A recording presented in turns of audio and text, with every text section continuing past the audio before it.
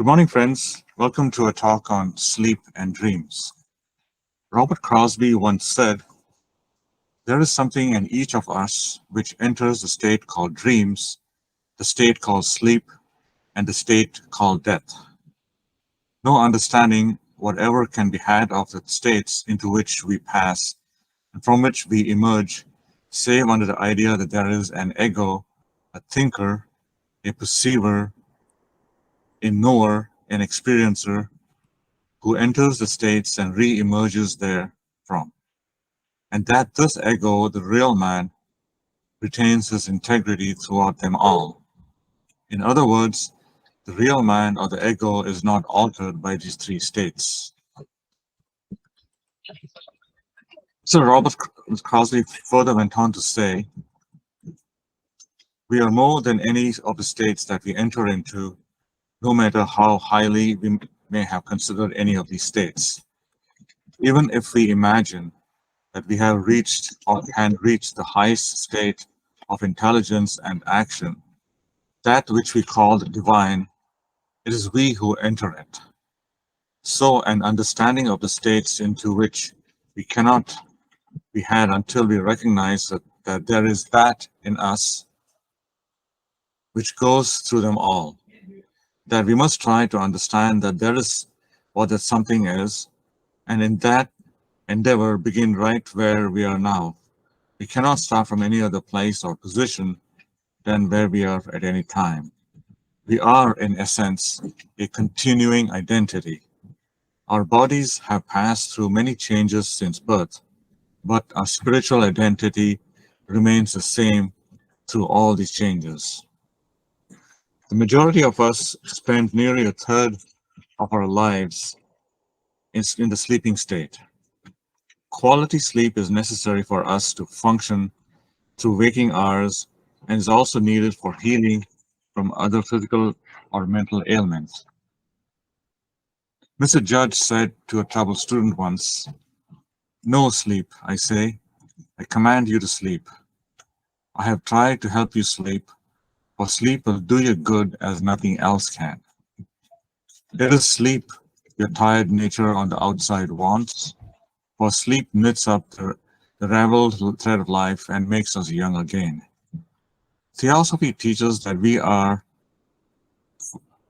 full of energy, and when we fall asleep, then in the morning, life energy surrounds us like an ocean, and when we awake, the life waves rush into our bodies with greater intensity as the day goes by. Our power to resist this life energy is limited, and we fall asleep.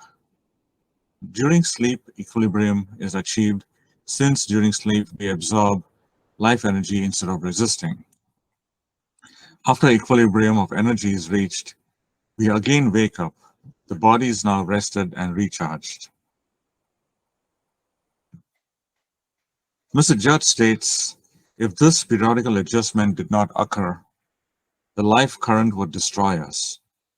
Any derangement of the body that tends to inhibit the adjustment is a cause of sleeplessness and perhaps death." HPB also writes, "It is said by occultism to be the periodical and regulated exhaustion of the nervous centers, and especially of the sensory ganglia of the brain, which refuse to act any longer on this plane, and if they would not become unfit for work, are compelled to recuperate the strength on another plane. As a man exhausted by one state of life fluid seeks another, as for an example, when exhausted by the hot air, he refreshes himself with cool water, so sleep is the shady nook in the sunlit valley of life." So with that short backdrop, let's look closer at the three planes of human life, namely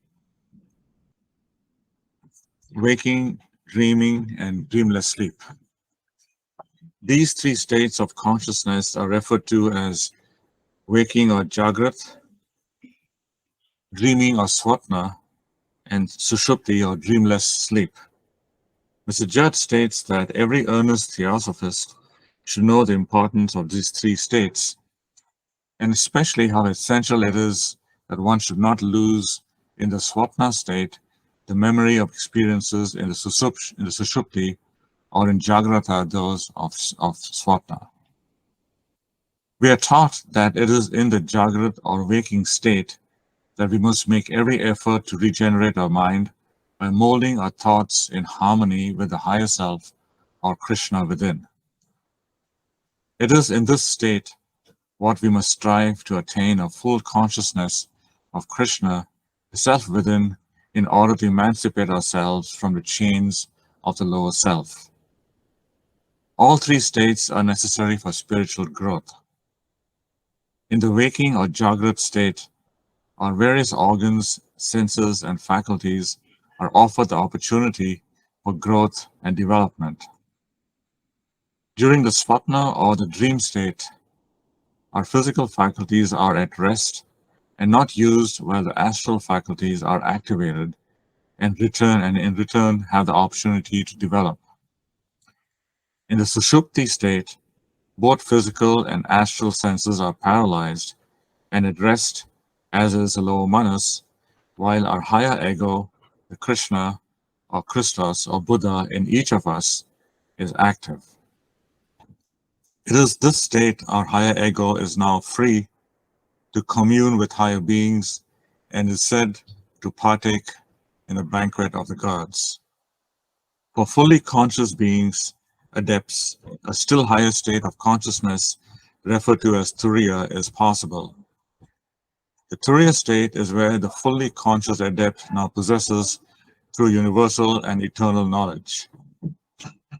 Let's take a closer look at these three states of consciousness experienced by ordinary people.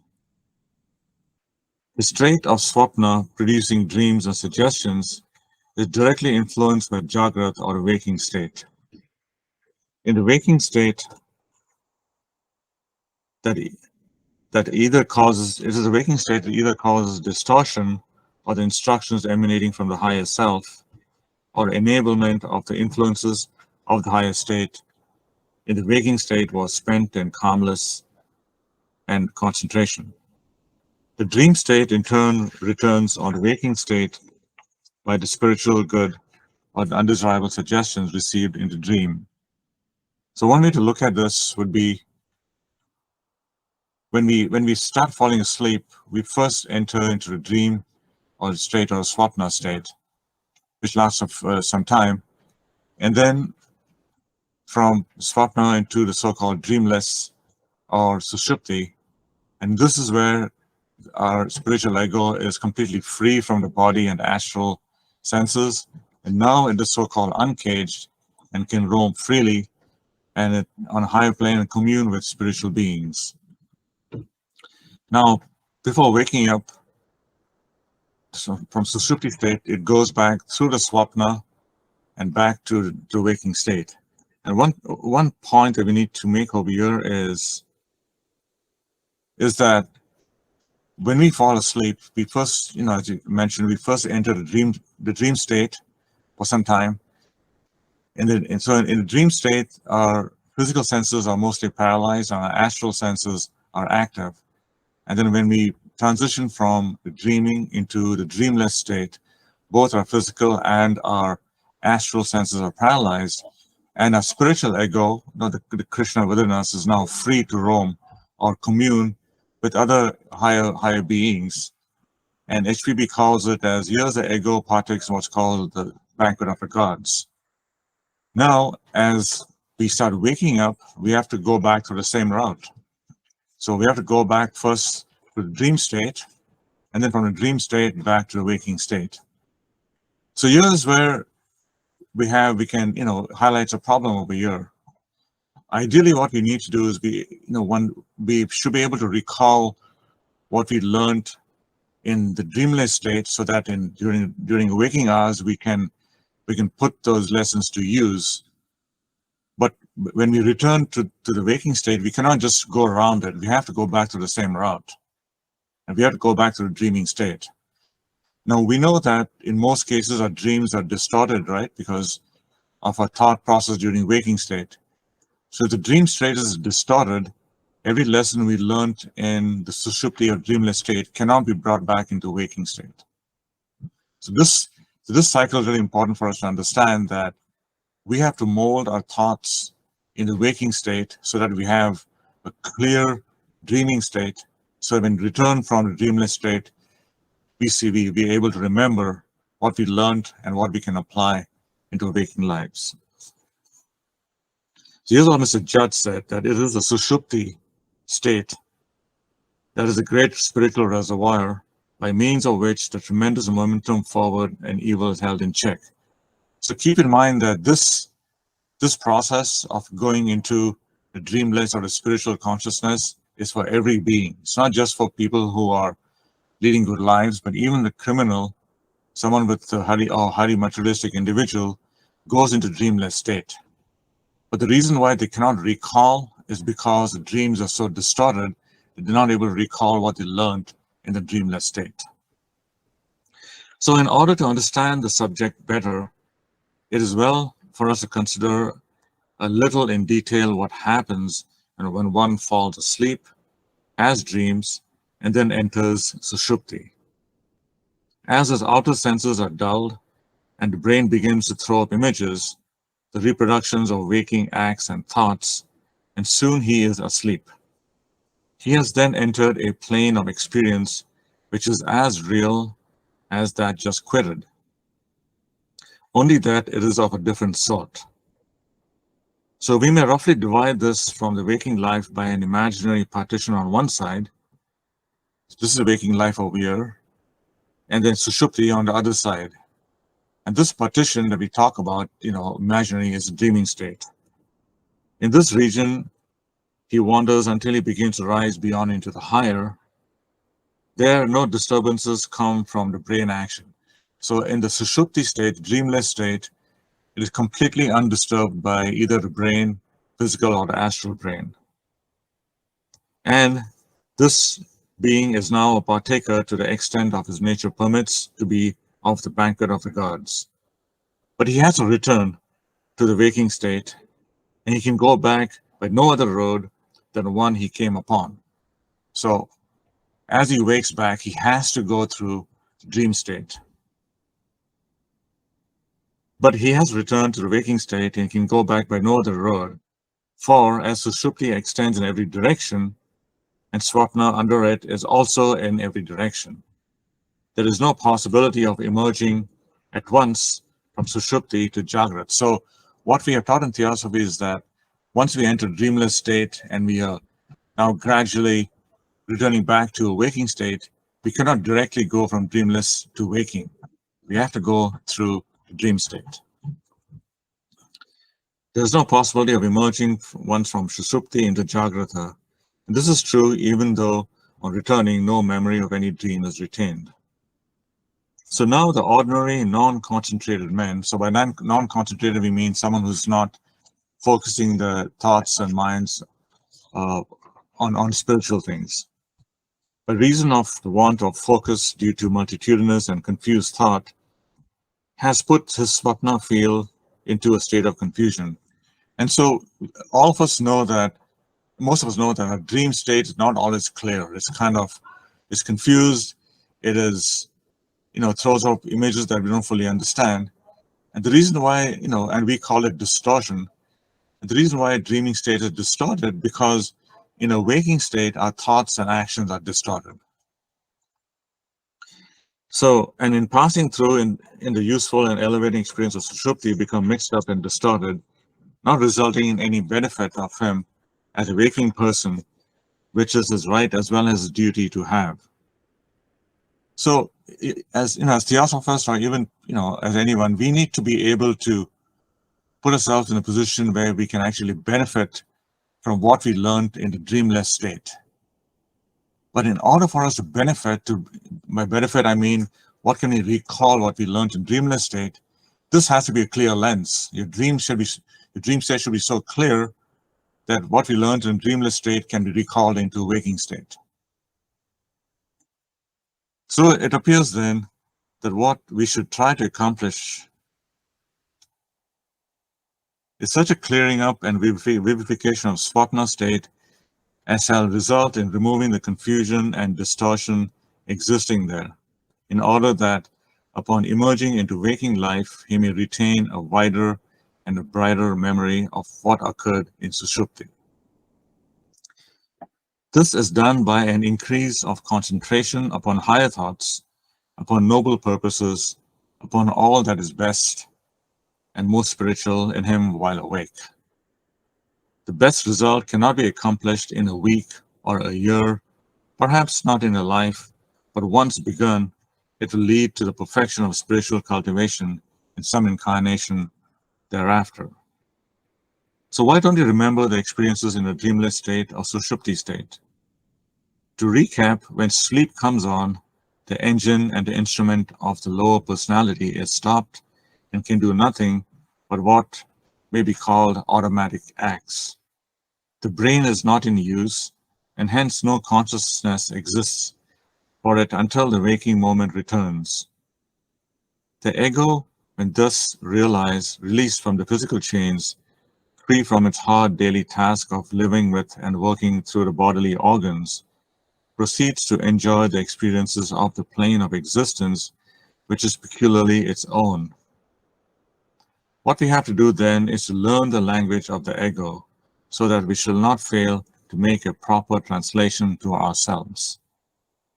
For at all times, the language of the plane through which the ego floats is a foreign one to the brain we use, and has to always be translated for use by the brain.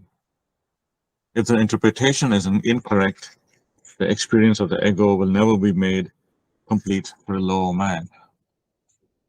So upon waking, Mr. Judd states that a great hindrance is found in our own daily life in terms of speech and thought to the right translation of these experiences.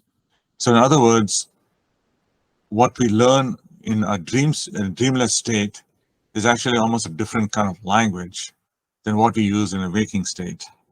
And the only way we can use them is with full benefit, is making ourselves porous, so to speak, to the influences from the higher self, and by living and thinking in such a manner as will be most likely to bring about the aim of the soul.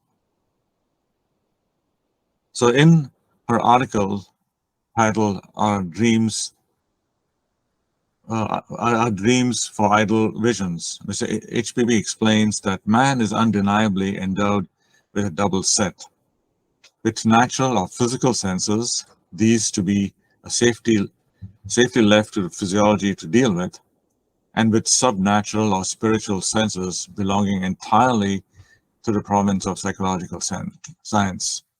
The Latin word sub is used here in the sense diametrically opposite to that given to it. In chemistry, for example, in our case, it is not a preposition, but a prefix, as in subtonic or sub-bass in music. Indeed, as the aggregate of sound of nature is shown to be a single definite tone, a key note vibrating from and through eternity, having an undeniable existence per se, possessing an appreciable pitch for the finely tuned ear, so that the definite harmony or disharmony of man's external nature is seen by the observant.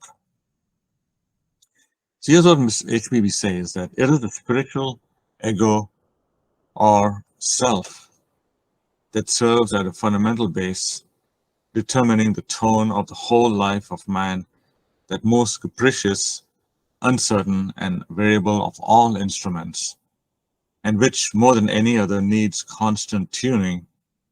It is its voice alone which, like the sub-bass of an organ, underlies the melody of his whole life, whether its tones are sweet or harsh, harmonious or wild, legato or pizzicato.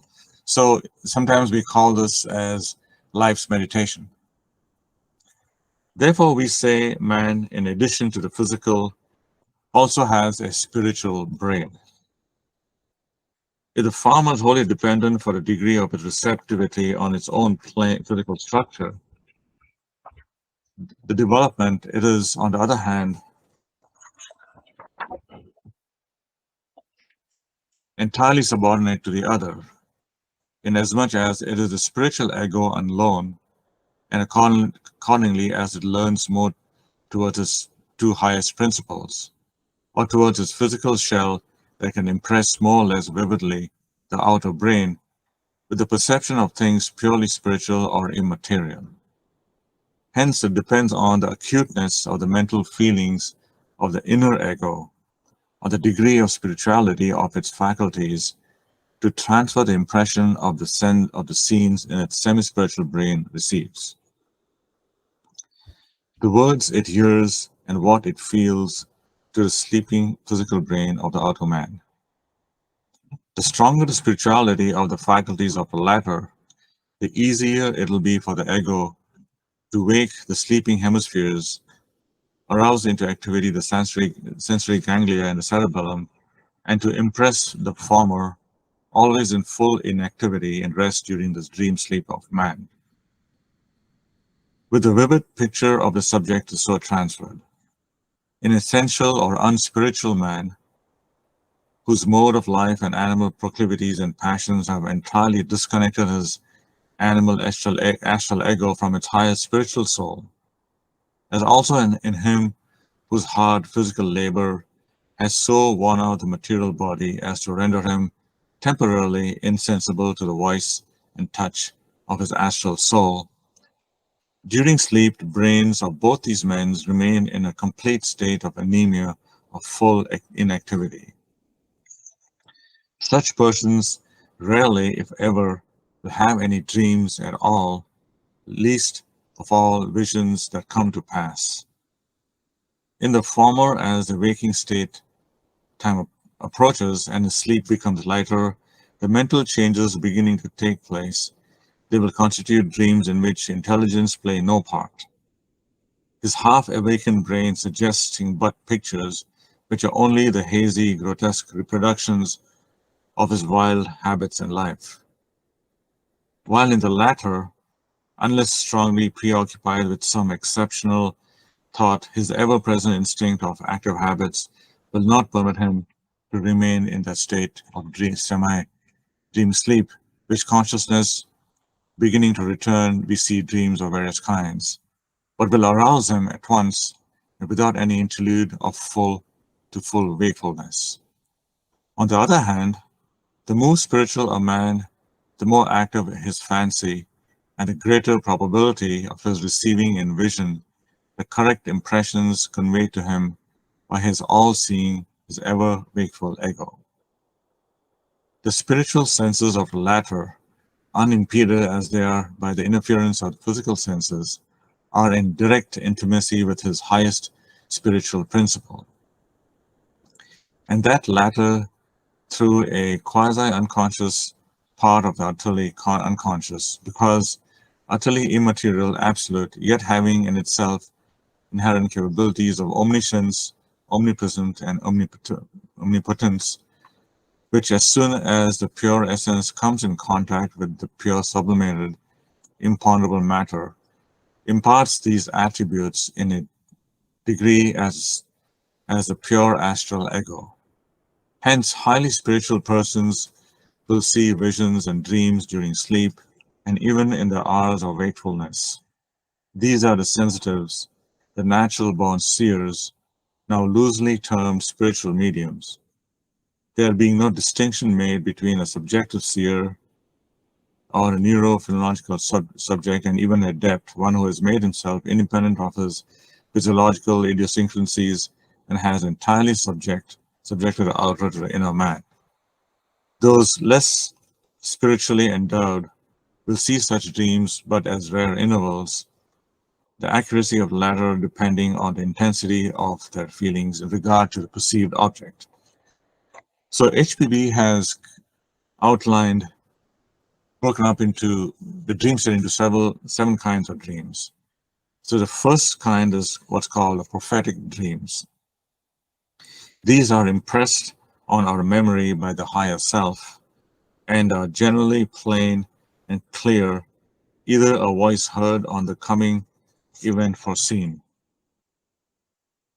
The second I want to call allegorical dreams, or hazy glimpses of realities caught by the brain and distorted by our fancy.